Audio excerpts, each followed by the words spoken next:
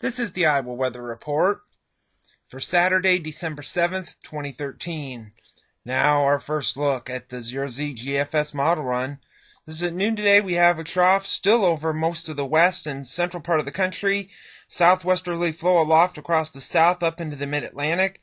And that's going to keep the overrunning across most of the southeast with some cold rain down there. A lot of the frozen precipitation will be long gone. There'll be some lake effect snow in the northern lakes.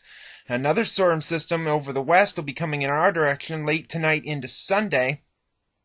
And this will produce some light snow, maybe moderate at times. A lot of rain across, maybe a little bit of freezing precipitation across the mid-Atlantic into the Carolinas and across the Ohio Valley.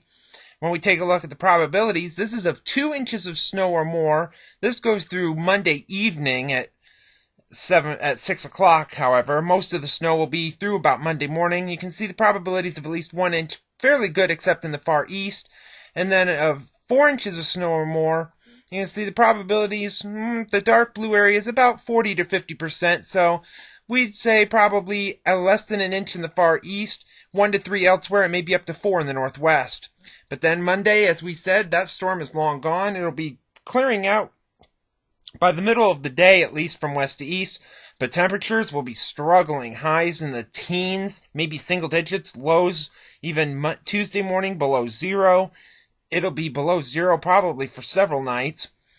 Highs will be struggling into the teens. Some areas in the northern counties may struggle in the single digits. Wednesday morning could be the coldest morning with high pressure almost overhead. We could see lows maybe in the double digits below zero, maybe north of Highway 20 in the northwestern counties as well, with below zero single digits elsewhere. Thursday morning could be almost as cold, with lows probably below zero once again, maybe single digits above zero in the south and southwest as warmer air starts to come in. Highs back to the teens. That'll rise into the 20s at least, maybe upper teens in the northern counties here on Friday.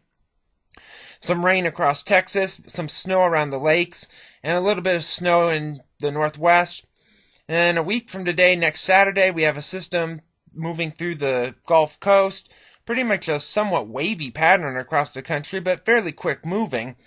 We have one system moving into the Pacific Northwest with some rain and mountain snow there. We have a system across the Gulf Coast with some rather rainy weather, maybe a little stormy, and maybe a flurry or a light snow shower across our neck of the woods, but it doesn't look like any accumulation at the point.